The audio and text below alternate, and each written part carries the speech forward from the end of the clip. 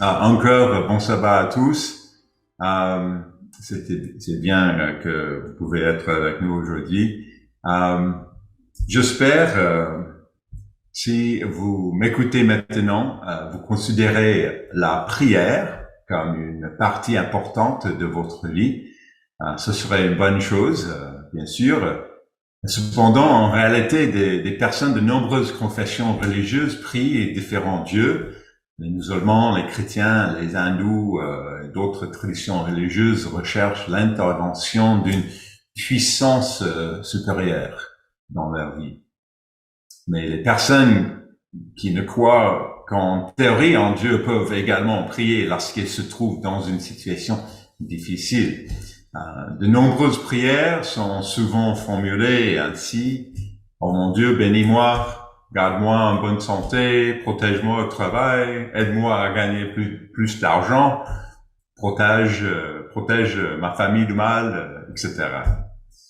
Mais je vous invite à vous reporter à Jean 14, et pour versets 12 à 14, et lire la promesse que le Christ a faite à ceux qui le suivraient.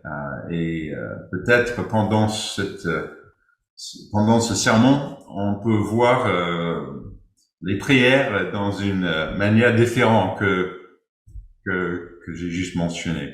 Donc, Jean 14, verset 12, on peut lire ensemble, je suis ici dans Jean 14, verset 12, il dit, en vérité, et je vous le dire, celui qui croit en moi fera ainsi les œuvres que je fais, et il en fera de plus grandes, parce que je m'en vais au Père. Et tout ce que vous demanderez à mon nom, verset 13, je le ferai afin que le Père soit glorifié dans le Fils. Si vous demandez quelque chose en mon nom, je le ferai. Et basé sur ce passage, nous concluons nos prières dans l'Église de Dieu par la phrase: nous adressons cette prière au nom de Jésus-Christ. Dans mes prières, je demande tout cela au nom de Jésus-Christ. J'espère que vous dites ça aussi, vous direz ça aussi. Nous demandons donc à Dieu d'attendre nos prières, à notre frère aîné Jésus-Christ d'intercéder à notre faveur. Nous avançons dans la foi, dans cette manière. Mais que se passe-t-il s'il apparaît que nos prières ne sont pas exaucées? Que faisons-nous? Dieu n'a-t-il pas honoré la promesse d'ici de Jean 14? Vous pourrez dire, non, je suis dans l'Église de Dieu depuis de nombreuses années et je sais que mes prières ne doivent pas être centrées sur moi. Je sais que mes prières doivent être agréables à Dieu et je comprends qu'il se peut que je ne obtienne pas la réponse que j'attendais. Et même si vous avez une attitude comme cela, mûre et sage à l'égard de la prière, chacun d'entre nous est confronté à des moments de sa vie où il peut être découragé et se demander où est Dieu et pourquoi il permet que certaines choses se produisent dans notre vie. Nous pouvons souhaiter la guérison, le soulagement d'une épreuve qui ne vient pas. Je me souviens, lors de mon dernier voyage en Côte d'Ivoire, j'ai eu le plaisir de revoir un homme à l'Assemblée nommé Armand. Et bien sûr, je prie avant et après, chaque jour pendant mon séjour là. Et il y a ce monsieur, il avait assisté à l'église il y a des années, était éloigné et était revenu depuis quelque temps. Il était enthousiaste et engagé dans le partage de messages du royaume. Ses manières calmes et son histoire m'ont inspiré. Et le lendemain de mon départ de Côte d'Ivoire et de mon retour en France, j'ai reçu un message WhatsApp m'informant qu'il était décédé. Subitement, la nuit précédente. Il avait une quarantaine d'années, des enfants jeunes et ados, mais il souffre d'une maladie non diagnostiquée. Il était entré à l'hôpital un jour pour y mourir le soir même. Pourquoi Dieu permet-il cela?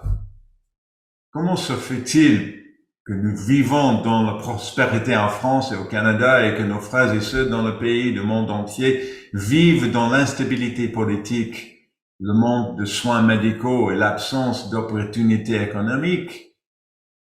Nous pouvons connaître intellectuellement les réponses, mais notre cœur souffre pour ceux qui nous aimons et qui souffrent aujourd'hui. Un célèbre auteur et théologien britannique C.S. Lewis a parlé de ce type de lutte dans un livre intitulé Apprendre la mort. Apprendre la mort en français, c'est Grief Observed, je crois, en anglais. Et ce livre est une réflexion sur une période difficile de sa vie après avoir perdu sa femme d'un cancer. À propos de la mort de sa femme, il a écrit ceci. Ce n'est pas que je pense, en grand danger de cesser de croire en Dieu. Le vrai danger, c'est d'en arriver à croire des choses aussi terribles à son sujet. La conclusion que je redoute n'est pas, après tout, il n'y a pas de Dieu, mais c'est ainsi que Dieu est vraiment. Donc ça, c'est souvent le cas quand nous nous trouvons dans une situation comme ça.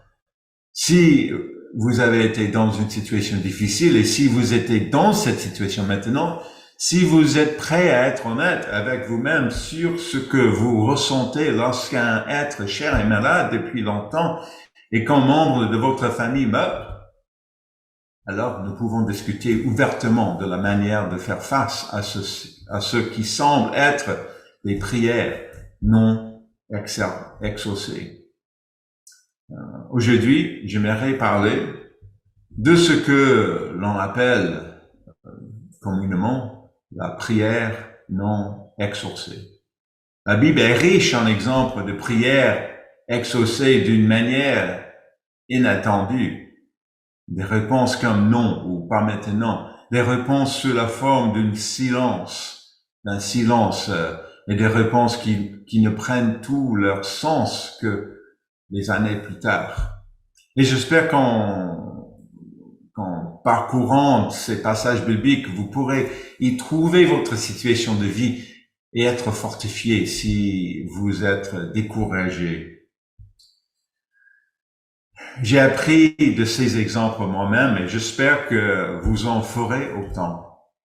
J'espère qu'en discutant, nous pourrons être honnêtes sur ce que nous ressentons à l'égard de Dieu dans les moments où nos prières ne semblent pas être entendues. Être honnête et apprendre à parler avec Dieu et avec nos frères et sœurs en Christ est le seul moyen de commencer à voir ce qui se passe réellement. Le titre de mon message d'aujourd'hui est « Se rapprocher de Dieu par la prière non exaucée ». Se rapprocher de Dieu par la prière non exaucée. Nous aborderons 3 points. Est-il vraiment possible qu'une prière ne soit pas exaucée? Les prières non exercées sont-elles dues à un manque de foi? Et comment vivre avec une prière dont la réponse est un non ou un pas maintenant? Donc ça arrive, peut-être, réponse peut-être c'est pas non, mais il peut être pas maintenant. Commençons par notre premier point. Est-il vraiment possible qu'une prière ne soit pas exaucée? Et la réponse à cette question est oui et non. Les deux. Je vous invite à lire 1 Samuel 28, versets 5 et 6, et à découvrir une prière qui n'a pas été exaucée. Donc, 1 Samuel 28, laisse-moi trouver le passage aussi. 1 Samuel 28, versets 5 et 6. Ici, à verset 5, à la vue du camp de Philistins, Saoul fut s'assis de crainte. Et un violent tremblement s'empara de son cœur. Saül, verset 6, consulta l'Éternel, et l'Éternel ne lui répondit point, ni par des songes, ni par l'Urim, ni par les prophètes. Ce verset indique clairement que Dieu ne répond pas à Saül. Reportez-vous à 1 Samuel 14, verset 37, juste quelques pages avant. 1 Samuel 14, verset 37. Et on peut lire un autre exemple, verset 37, oui. Il dit, et Saül consulta Dieu, descendrai-je après les Philistins, les livrerai-tu entre les mains d'Israël? Mais à ce moment-là, il ne lui donna point de réponse. Donc voilà deux exemples ici de refus de Dieu d'exaucer une prière. Donc la réponse est oui. Et souvent, lorsque nous pensons à une prière non exaucée, nous pensons à une prière par laquelle nous ne recevons pas la chose que nous avons demandée. Reportez-vous, s'il vous plaît, à 2 Samuel 12, verset 15, et lisons où Dieu a répondu à une prière, mais par un non. Non. 2 Samuel 12, nous sommes toujours dans l'Ancien Testament, 2 Samuel 12, verset 15 maintenant. 2 Samuel 12, verset 15. Le contexte, je peux mentionner que le contexte de ce passage est que David a commis l'adultère avec Bathsheba, très connue, très fameuse, infameuse, et qu'elle est tombée enceinte. David fait alors tuer le mari de Bathsheba. Plus tard, le prophète Nathan confronte David et nous voyons que Dieu permet à l'enfant né de Bathsheba, de David, de tomber malade. Et lisons la réaction de David ici au verset 15. Je vais juste vérifier. Verset 16, pardon. David pria Dieu pour l'enfant et jeûna. Et quand il rentre, il passa la nuit couché par terre. Les anciens de sa maison insistèrent auprès de lui pour le faire lever de terre, mais il ne voulait point. Et il ne mangeait rien avec eux. Le 7e jour, verset 18, l'enfant mourut. Pardon. L'enfant mourut. David a prié et même jeûné pour que son fils soit épargné. Et la réponse a été non. Techniquement, il s'agissait d'une réponse à sa prière, mais ce n'était pas la réponse que David souhaitait. Je pense qu'à ce moment-là, David a probablement considéré sa prière comme non exaucée. D'autre part, la Bible révèle que lorsque nous prions, nous devons savoir que Dieu nous répondra. La réponse à la question est donc également oui. Reportez-vous, s'il vous plaît, à Jacques, chapitre 1. Jacques, chapitre 1. Maintenant, dans le Nouveau Testament, peut-être plus applicable, plus pertinente pour nous, comme les chrétiens de Nouvelle Alliance. Jacques, chapitre 1 et verset 5, il dit, « Si quelqu'un d'entre vous manque de sagesse, qu'il la demande à Dieu, qui donne à tous simplement et sans reproche, et elle lui sera donnée. » Verset 6, mais qu'il la demande avec foi, sans douter, car celui qui doute est semblable à un flot de la mer, agité par le vent et poussé de côté et d'autre. Verset 7. Qu'un tel homme ne s'imagine pas qu'il recevra quelque chose du Seigneur. Cet homme est résolu, inconsistant dans tous ses voies. Donc, intéressant. Donc, selon mes études à ce sujet, je pense que cette instruction pour nous est plus pertinente. J'espère que nous ne sommes pas dans une situation comme celle de Saül, dans mes exemples précédents, où si nous avons péché gravement comme David, nous comprenons que nous pouvons effectivement recevoir une réponse, mais ce n'est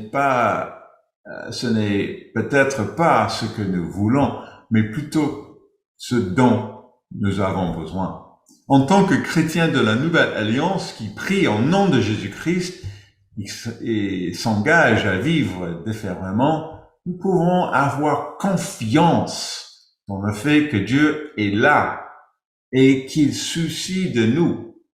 Nous sommes convaincus qu'il y a une raison pour laquelle nos prières ne sont pas exaucées comme nous le souhaitions. C'est la définition de la foi que nous lisons dans Hébreux 11, verset 1. Hébreux, c'est juste deux pages avant. Vous pouvez simplement lire avec moi.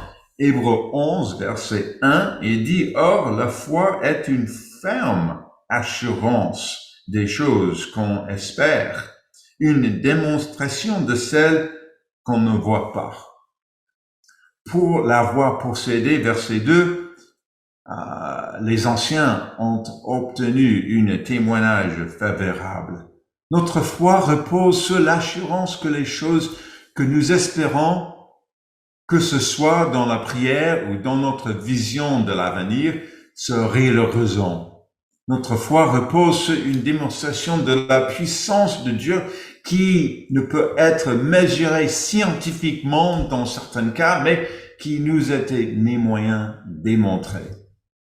Nous sommes convaincus que, quel que soit le résultat, nos prières sont entendues. Existe-t-il une prière non exaucée? Oui. Mais pour nous, aujourd'hui, nous devons comprendre que Dieu nous entend toujours, même si la réponse n'est pas celle que nous souhaitons. Donc, on peut voir les deux exemples, mais pour nous, je crois qu'il est clair que Dieu est toujours là, toujours, mais peut-être il ne répond pas dans une manière que nous demandons. Passons au deuxième point. Deuxième point. Les prières non exercées sont-elles dues à un manque de foi? Un manque de foi de notre part? Comme pour notre première question, la réponse est oui et non. Reportez-vous à Jacques 5 et verset 14 et lisons quelque chose. Nous sommes juste dans le même, à peu près le même chapitre, Jacques 5, verset 14 et 15, et lisons quelque chose qui montre que notre niveau de foi peut effectivement affecter le résultat de nos prières. Verset 14, Jacques 5, verset 14. « Quelqu'un parmi vous est-il malade? Qu'il appelle les anciens de l'Église et que les anciens prient pour lui en l'éloignant d'huile au nom du Seigneur. Ça, c'est notre pratique dans l'Église de Dieu. Et verset 15 maintenant. La prière de la foi sauvera le malade. Et le Seigneur le révélera. Et s'il a commis des péchés, il lui sera pardonné. Ce passage est intéressant car il parle d'une prière de la foi qui a un résultat. Et remarquez maintenant comment cela est répété au verset 16. Confessez donc vos péchés les uns aux autres et priez les uns pour les autres afin que vous soyez guéris. La prière aguissante du juste a une grande efficacité. Une grande efficacité. Nous ne pouvons pas ignorer le contraire de ce qui est enseigné ici. Si certaines prières sont très efficaces, d'autres peuvent l'être moins. Si la prière de la foi sauve le malade, une prière qui n'est pas faite avec foi peut ne pas sauver le malade. Même si nous n'aimons pas penser que nos prières sont peut-être inefficaces, nous devons nous rendre à l'évidence que Dieu est sans doute en train de travailler avec nous au niveau spirituel. Il désire que nous grandissions dans la foi envers lui. Et parfois, il attire notre attention en permettant que des difficultés dans nos vies nous permettent de nous rapprocher de lui. Et dans ce processus, nous grandissons dans la foi alors que nous attendons patiemment que Dieu intervienne. Je connais personnellement des gens qui, lorsque je leur demande de prier pour une situation donnée, j'ai l'impression que Dieu entend leur prière plus que le mienne. Elle intercède en ma faveur. Jésus-Christ est bien sûr l'exemple ultime de ce type d'intercession. En souffrant, à l'exemple du Christ, nous pouvons nous rapprocher plus profondément de Dieu. C'est intéressant. Je vous invite à lire 1 Jean 3. Nous sommes toujours juste pas loin. 1 Jean, chapitre 3, verset 21. 21 à 23. Ça nous donne un exemple vraiment robuste d'une prière, une personne qui est vraiment proche de Dieu. Il dit dans 1 Jean 3, et verset 21. Bien-aimés, si notre cœur ne nous condamne pas, nous avons de l'assurance devant Dieu. Quoi que ce soit que nous demandions, nous le recevons de lui parce que nous gardons ses commandements et que nous faisons ce qui lui est agréable. Verset 23. Et c'est ici son commandement que nous croyons au nom de son Fils Jésus-Christ et que nous nous aimons les uns les autres selon le commandement qu'il nous a donné. Intéressant. Ouais, le commandement qu'il nous a donné. Nous avons une description solide d'un croyant qui vit et marche dans la foi et qui comprend comment sa vie s'aligne à la volonté de Dieu.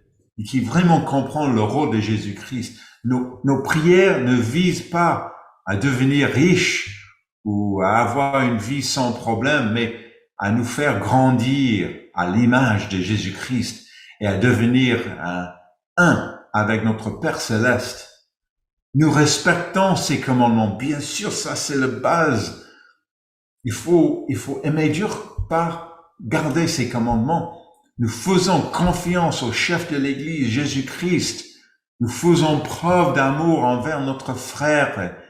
Et même s'il fait des choses qui nous dérangent de temps en temps, nous recevons de lui les choses que nous demandons lorsque nous demandons les choses que Dieu désire également. dans notre vie. Ça, c'est un problème. Souvent, je vous invite à lire Jacques 4 et verset 3. Jacques, chapitre 4 et verset 3, on peut voir facilement que il y a un problème, il y a des situations où nous demandons des choses qui n'est pas bon. Je vous invite à lire Jacques 4 et verset 3. Vous demandez et vous ne recevez pas parce que vous demandez mal dans le but de satisfaire vos passions. Peut-être, pour être exaucés, nous ne devons pas demander mal et pour notre propre bénéfice. Parfois, nous sommes tellement frustrés par une situation dans notre vie et dérangés par l'absence de réponse de Dieu que nous commençons à penser différemment. Nous pouvons être tellement convaincus de notre propre vérité, de notre propre justice, que nous nous demandons de plus en plus où est Dieu. Comme l'a écrit C.S. Lewis, nous pouvons nous demander quel genre de Dieu nous permettrait d'être dans une telle situation. Personnellement, au début de ma carrière, dans le finance, il y a longtemps, j'avais l'impression qu'on ne me donnait jamais de promotion et qu'on ne remarquait pas les avantages que j'ai apportés à l'entreprise. C'était frustrant pour moi et il me semble que Dieu ne répond pas à mes prières. Ce n'est pas que plus tard que j'ai commencé à comprendre que c'était vraiment moi le problème. Ma perception de moi-même était erronée et j'avais une façon de penser au niveau personnel et professionnel qui devait changer. J'ai dû m'examiner et demander à Dieu de me révéler ce que je devais apprendre. Ce n'est que à ce moment-là que mes prières ont commencé à être exaucées et que Dieu m'a révélé les choses spirituelles que je devais changer. Les prières non exaucées sont-elles dues à un manque de foi? La réponse est oui et non.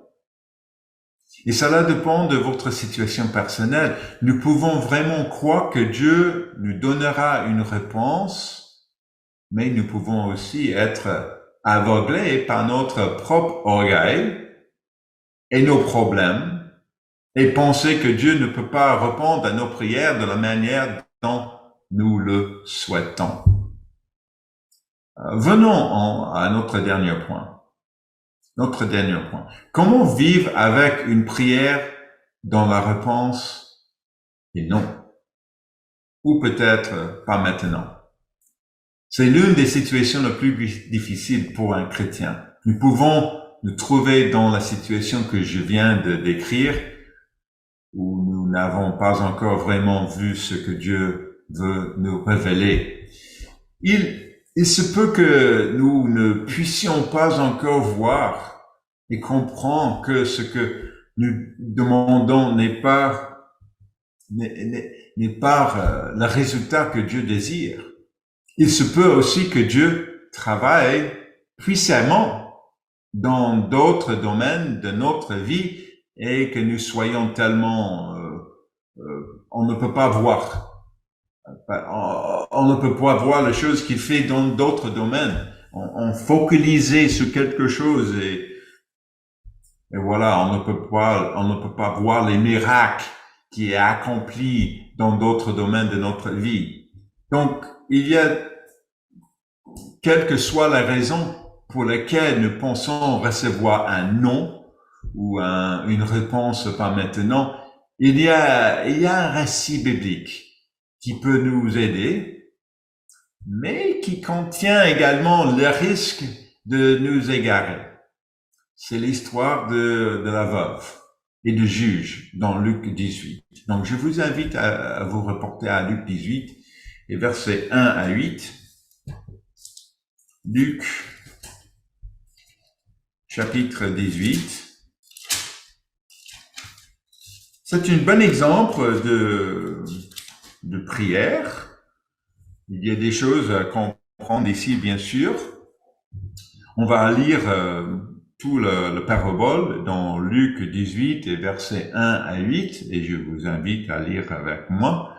On peut commencer à verset 1 et dit, Jésus leur adressa une parabole pour montrer qu'il faut toujours prier et ne point se relâcher. Il dit, verset 2, il y avait dans une ville un juge qui ne craignait point Dieu et qui n'avait d'égard pour personne. Il y avait aussi dans cette ville une veuve qui venait lui dire, faites-moi justice de ma partie adverse. Et verset 4, pendant longtemps, il refusa. Mais ensuite, il dit en lui-même, quoique je ne craigne point Dieu et que je n'ai d'égard pour personne, néanmoins, parce que cette veuve m'importune, je lui ferai justice, afin qu'elle ne vienne pas sans cesse me casser la tête. Le Seigneur ajouta, attendez ce que le juge entendez ce que dit le juge inique, et Dieu ne fera-t-il pas justice à ses élus qui craignent à lui jour et qui crient à lui jour et nuit, et tardera-t-il à leur égard? Je vous le dis, il leur fera promptement justice. Mais quand le Fils de l'homme viendra, trouvera-t-il la foi sur la terre? Ok. Nous lisons cette histoire et nous pouvons en déduire que la clé d'une prière non exercée est la persévérance. Nous pouvons lire la dernière ligne au verset 8 et conclure que nous devons simplement demander plus souvent et avoir plus de foi. Mais nous pouvons tomber dans le piège qui consiste à dire que les prières exaucées dépendent de l'intensité de notre travail, de notre intensité de prière et du nombre de personnes qui prient pour une situation donnée. Nous pouvons devenir très exigeants envers Dieu, demandant. Ça, c'est la clé. Mais ça, c'est un piège. Est-ce que vraiment le but de cette parabole, devons-nous continuer à prier jusqu'à que nous forcions Dieu à nous repentrer? Comme pour la plupart des choses dans la Bible, nous devons examiner le contexte de ce parabole. Ce verset se comprend mieux comme un prolongement de la parabole que Jésus a racontée dans la deuxième partie du chapitre 17 sur l'avènement du royaume de Dieu. Dieu donnera justice à son peuple de Dieu. Dieu donnera justice. Cette dame demande la justice. Remarquez à nouveau le verset 7 du chapitre 18. Il dit, et Dieu ne fera-t-il pas justice à ses élus qui crient à lui jour et nuit, et tardera-t-il à leur égard? Nous attendons patiemment la vraie justice de Dieu à l'égard du monde actuel dans lequel nous vivons.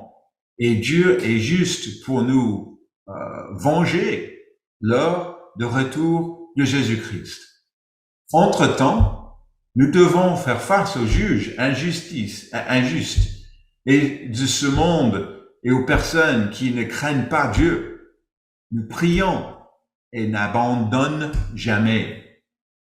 Jésus a dit dans Matthieu 7, versets 8 et 9, c'est pas nécessaire de reporter, quiconque demande reçoit, celui qui cherche trouve, et l'on ouvre et celui qui frappe. Lequel de vous donnera qui donnera une pierre à son fils s'il lui demande du pain? Dieu n'est pas un juge injuste qu'il faut harceler, Il est un père aimant qui souhaite que nous sentions aimés et sachant qu'il prend soin de nous. Il désire nous donner les désirs de notre cœur. S'il ne répond pas toujours comme nous le souhaitons, c'est qu'il comprend l'objectif qu'il a pour nous. Donc le point ici dans Luc 18, c'est la justice ultime et ne pas perdre espoir que Dieu est toujours là. On demande toujours, mais c'est pas de forcer Dieu de faire quelque chose pour nous. Non, c'est pour comprendre que la foi sera toujours là.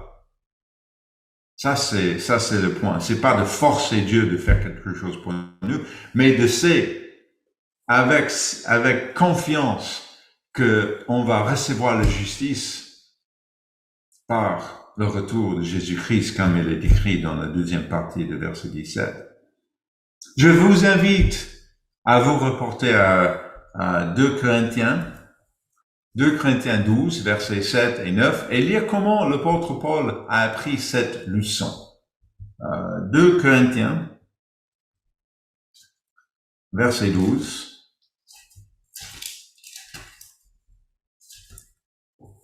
2 Corinthiens, verset 12, chapitre 12, verset 7. Il dit ici, « Et pour que je ne sois pas enflé d'orgueil, à cause de l'excellence de ces révélations, il m'a été mise une écharpe dans la chair, un ange de Satan pour me souffleter et m'empêcher de m'enorgueillir.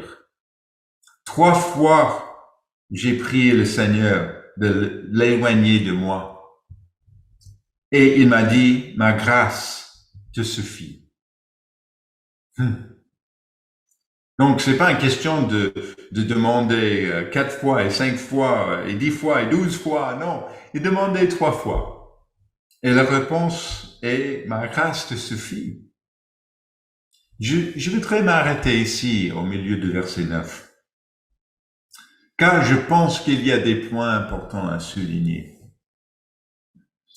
En un sens, Dieu a dit non à Paul. Mais il lui a fait comprendre qu'il y avait quelque chose d'important dans cette épreuve. Quelque chose qu'il voulait que Paul apprenne. Nous pouvons lire rapidement cette première partie et pas intérioriser à quel point cette épreuve était difficile pour l'apôtre Paul. Je ne sais pas si vous avez déjà eu une écharpe dans la main ou le pied. Il peut faire très mal et s'infecter. Mais, ok, une écharpe. Mais je crois que ça, peut-être on peut comprendre cette douleur avec une histoire. Il y a une histoire célèbre aux États-Unis d'un homme qui s'est rendu chez le dentiste en se plaignant d'un mal de tête et d'une rage des dents.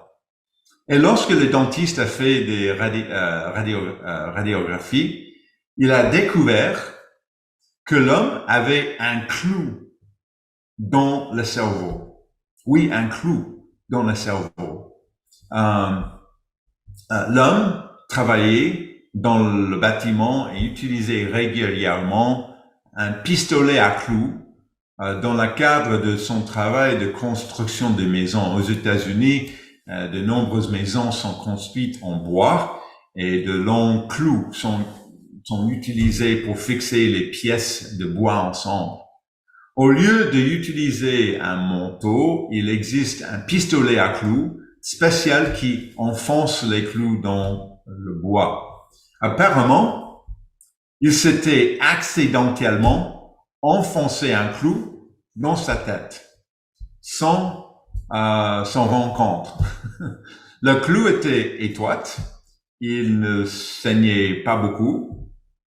Cependant, cela lui donnait des douleurs dans ses dents et dans sa tête et des terribles maux de tête.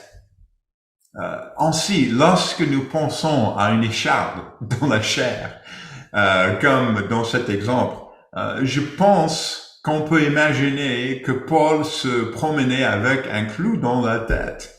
Il avait un mal de tête terrible tout le temps. On ne sait pas exactement l'épreuve que Paul a subie ici. Il y a des spéculations qu'il y a quelque chose avec ses yeux. Mais le point qu'il demande à Dieu d'exaucer ses prières. Si c'était vous, ne voudriez-vous pas qu'on vous enlève le clou? Dieu ne voudrait-il pas que cette douleur cesse? Et remarquez la réponse de Dieu au verset 9 et 10. Il dit encore, et il m'a dit, ma grâce te suffit, car ma puissance s'accomplit dans la faiblesse. Je me glorifiais donc bien plus volontiers de mes faiblesses, afin que la puissance de Christ repose sur moi. C'est pourquoi je me plais dans les faiblesses, dans les outrages, dans la calamité, dans les persécutions, dans les détresses pour Christ. Car quand je suis faible, c'est alors que je suis fort. Paul a appris que tout comme le jeûne et la faiblesse physique qui l'accompagne conduit à la force spirituelle en nous rapprochant de Dieu, de même sa faiblesse physique le conduisait à avoir une plus grande force spirituelle. Parfois, une période d'attente de la réponse de Dieu à nos prières peut approfondir et renforcer notre confiance en Dieu. Nous apprenons à attendre Dieu. Comme je l'ai dit dans le titre de ce message, nous pouvons nous rapprocher de Dieu par des prières non exaucées. Le psaume 13 nous montre que David comprenait que parfois, dans son attente, il avait besoin de se rapprocher de Dieu et de s'en apprendre davantage sur sa grâce.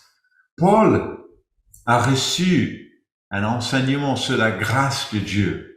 Et je sais que personnellement, dans mes épreuves, j'avais besoin de mieux comprendre la grâce de Dieu. Oui. Permettez-moi de terminer ce point-là où j'ai commencé, dans Jean 14. Car je pense que nous passons parfois à côté d'une partie importante de ce que cela signifie, de demander quelque chose au nom de Jésus. Donc revenons s'il vous plaît à Jean 14 et verset 13. Jean 14 et verset 13. Il dit, et tout ce que vous demanderez à mon nom, je le ferai, afin que le Père soit glorifié dans le Fils. Si Dieu entend et exauce nos prières, c'est pour que son nom soit glorifié en Jésus-Christ. David comprenait que ses demandes devenaient aboutir à ce que Dieu soit glorifié. C'est pas nécessaire de les reporter, mais dans le psaume 35, il demande à Dieu sur plusieurs versets de le délivrer des ennemis qui lui font à tort du mal. Plusieurs fois. Il décrit une angoisse personnelle à ce sujet et il conclut son prière, Seigneur, jusqu'à quand le verrais-tu? Protège mon âme contre leur embûche. Et à la fin, verset 18, il dit, je te louerai dans la grande assemblée, je te célébrerai au milieu d'un peuple nombreux. Et à la fin, il déclare à nouveau, et ma langue célébrera ta justice. Donc, David comprend vraiment que le point de ses prières, c'est de glorifier, de ses demandes dans ses prières, c'est de glorifier Dieu. Nous devons nous demander si ce que nous demandons va servir à glorifier Dieu ou simplement résoudre un problème personnel. Et si nous avons dans le passé vraiment rendu gloire à Dieu pour les réponses qu'il nous apporte, j'aimerais que beaucoup des choses soient différentes dans ma vie. Lorsque j'écoute les récits de personnes vivant dans les pays en développement, j'entends la frustration et parfois la colère face à l'injustice à laquelle elles sont confrontées. Pourquoi des êtres chers meurent-ils dans leur quarantaine? Pourquoi sont-ils cambriolés ou kidnappés? Dieu désire-t-il vraiment cela? Dans le pays développé, nous vivons plus longtemps et nous sommes souvent confrontés à des maladies et des problèmes de santé chroniques. Nous pouvons nous poser la même question aussi. La question est de savoir quelles solutions et quelles prières vont contribuer à glorifier le nom de Dieu. Comment vivre avec une prière dont la réponse est un non ou un pas maintenant?